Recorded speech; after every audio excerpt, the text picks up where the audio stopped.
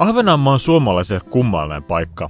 Se puhuu ainoana virallisena kielenä ruotsia, käyttää eri puhelinoperaattoreita ja nopeusharjoituksia kuin Manner-Suomi, lennättää omaa lippuaan ja sen kulttuuri poikkeaa muusta Suomesta.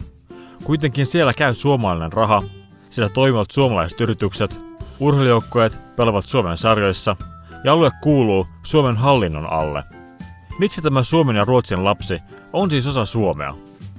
Kuten muukin nykyisen Suomen alue, Ahvenanmaa oli täysin yhtenäisesti osa Ruotsin valtakuntaa ennen vuotta 1809. Saariston asutus oli myös todennäköisesti tullut pääosin Manner-Ruotsista. Keskeistä sijainnistaan huolimatta saaristo ei kuitenkaan näytellyt tärkeää roolia Ruotsille, lukuun ottamatta sen läpikulkenutta kuninkaallista postitietä. Haminan rauhassa vuonna 1809 Venäjä kuitenkin liitti Ahvenanmaan uuteen Suomen suurruhtinaskuntaan ja alkoi kehittää saariston puolustusarvoa. Venäläiset lähtivät rakentamaan Pomarsurin sotilasinnoitusta, jonka englantilaiset ja ranskalaiset joukot tuhosivat lähes välittömästi Krimin sodan aikana. Krimin sodan päättäneet sopimukset myös demilitarisoivat Ahvenanmaan ensimmäistä kertaa vuonna 1856. Tämän jälkeen venäläiset perustivat Marjanhaminan kaupungin, josta alkoi kehittyä saarten kaupan keskus. Venäjän helmikuun vallankumous vuonna 1917 ja Suomen itsenäistymishankkeet herättivät samalla myös ahvenanmaalaisten oman kansallishengen. He eivät mielestään ole täysin suomalaisia, mutta eivät täysin ruotsalaisiakaan. Silti Ruotsi tuntui heistä läheisemmältä kumppanilta.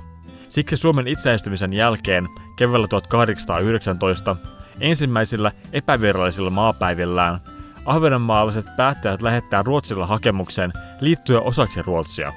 Ruotsi kuitenkin empi hakemuksen hyväksymistä. Suomalaiset saivat myös vihjeä ajatuksesta ja vastustivat aikeita jyrkästi. Suomen sisällissota sekoitti asioita vielä enemmän. Saarille oli perustettu venäläinen varuskunta ensimmäisen maailmansodan alussa, jonka mahdollisen uhan sekä Ruotsi että Saksa halusivat poistaa.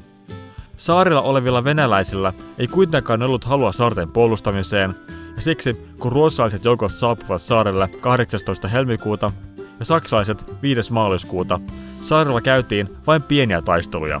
Sisällissodan jälkeen Suomi, Ruotsi ja Saksa sopivat saarten linnoitusten purkamisesta, ja Suomi jopa lupasi Ahvenanmaalle itsehallintoa asukkaiden miellyttämiseksi. Ruotsi oli kuitenkin päättänyt hyväksyä ahvenanmaalaisten toiveet saarten liittymisestä Ruotsiin, mutta muu maailma ei tunnustanut tätä. Lopulta asian otti käsiteltäväksi juuri perustettu Kansainliitto. Tarinoiden mukaan asiaa lähetettiin tutkimaan paikan päälle delegaattikunta, joka tapasi valtioiden päämiehiä ja vieraili myös Ahvenanmaalla.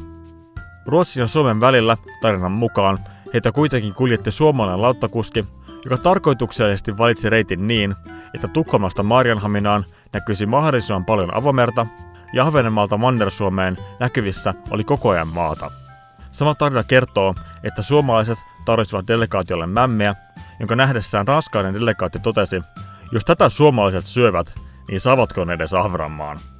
Suomi tosi myös uhkasi Ruotsia sillä, että menettäessään Ahvenanmaan Suomi vaatisi Länsi-Pohjan liittämistä Suomeen.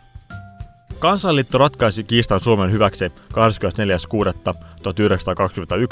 todennäköisesti enemmän kuitenkin Karl Enkelin ja Gustav Jon Ramstedin diplomaattityön ansiosta. Sopimuksen myötä Ahvenanmaan sotilaattomuus vahvistettiin kansainvälisesti ja Suomi lupasi laajentaa ahvenanmaalaisten itsehallinto-oikeutta. Ahvenanmaan maakuntapäivät kokoontui ensimmäiseen viralliseen täysistuntoonsa 9. kesäkuuta 1922 ja tätä päivää juhlitaan nykyään Ahvenanmaan itsehallintopäivänä. Vaikka Ahvenanmaa nykyään nauttii itsehallinnostaan ja erivapauksistaan, löytyy saarelta myös edelleen Ruotsin liittymisen kannattajia ja jotkut ajavat jopa täyttää itsenäisyyttä. Suurin osa ahvenanmaalaisista on kuitenkin tyytyväisiä nykytilanteeseen, vaikka ovathan he silti ahvenanmaalaisia ensin, sitten vasta suomalaisia.